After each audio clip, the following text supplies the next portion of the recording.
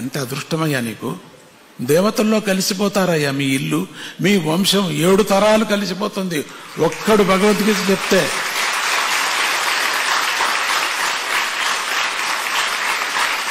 ఒక ఇంట్లో ఒక పిల్ల గాని ఒక పెద్ద గాని ఒక భగవద్గీత నేర్చుకున్నారంటే 7 తరాలు వైకుంఠానికి వెళ్ళిపోతారయ్యా.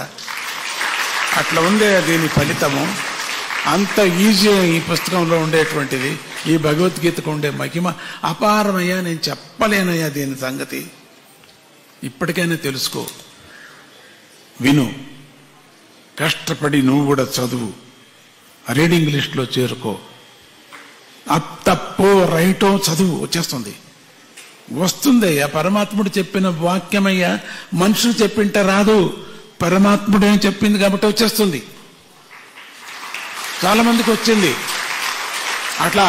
ఆ చీపురు తీసే వాళ్ళకంతా వచ్చేసింది. ఎట్లా వచ్చింది వాళ్ళకు? విద్యావంతులు స్కూల్కే వెళ్ళాలా వాళ్ళు?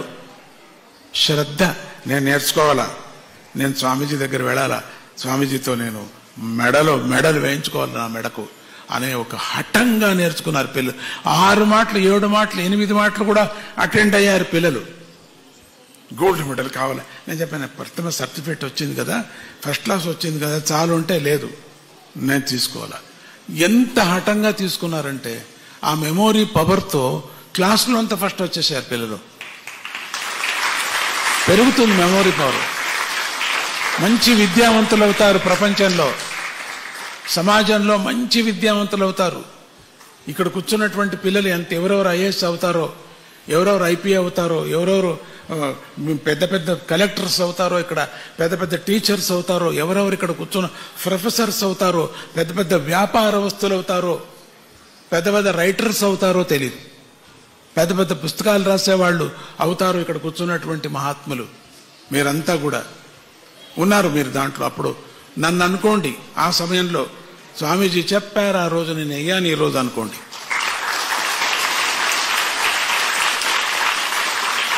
ఎంతమంది డెంటిస్ట్ అవుతారో, ఎంతమంది వెటనరీ డాక్టర్స్ అవుతారో, ఇక్కడ కూర్చుని ఎంతమంది ఎంబీబీఎస్ డాక్టర్స్ అవుతారో, ఎంతమంది పిహెచ్డి అవుతారో, ఇక్కడ కూర్చున్నటువంటి విద్యావంతులు మీరంతా కూడా ఎప్పుడు భగవద్గీత కంఠపాఠం చేశానంటే వాళ్ళు పెద్ద విద్యావంతులు అయినే అవుతారు, ఎప్పటికైనా అవుతారు. కానీ దీనికంతా శ్రద్ధ ఉండాలా, సోమారితనం ఉండకూడదు, దీనికి అశ్రద్ధ ఉండకూడదు అనేది మాత్రం జ్ఞాపకం పెట్టుకోండి. ఎక్కువ ప్రచారం చేయండి. టీచర్స్ వెళ్ళండి, తిడితే తిడతారు వాళ్ళు, మాకు వద్దంటారు, పర్వాలేదు, వాళ్ళని ఒప్పించాలా, మెప్పించాలా. పిల్లకు మంచిది కావాలా, పిల్లకు మెమోరీ పవర్ పెరగాల, విద్యావంతులు అవుతుందని చెప్పాలా. గోల్డ్ కన్నా ఎక్కువ అది. నా చేత్తో స్పర్శ చేసిందంతా గోల్డే, ఎందుకు కాకూడదు? అది అదే మొదట, అది ఏది స్వామీజీ నిర్ణయించారో అదే గోల్డ్ మనకంతే, అదే సర్వస్వం. ఇప్పుడు మనం ఇత్తడిది పెట్టుకొని పూజ చేయటంలే, పరమాత్మను మనకు అనుగ్రహించటంలే. రాయిని పెట్టుకొని పూజ చేయటంలే, అనుగ్రహించటంలే. అట్లనే గేదె ఒక ప్లాస్టిక్ని పెట్టి స్వామీజీ తీసుకో దీంట్లో అనుభవించి ఉంటే ముఖ్యం అదే గురు ఉపదేశం.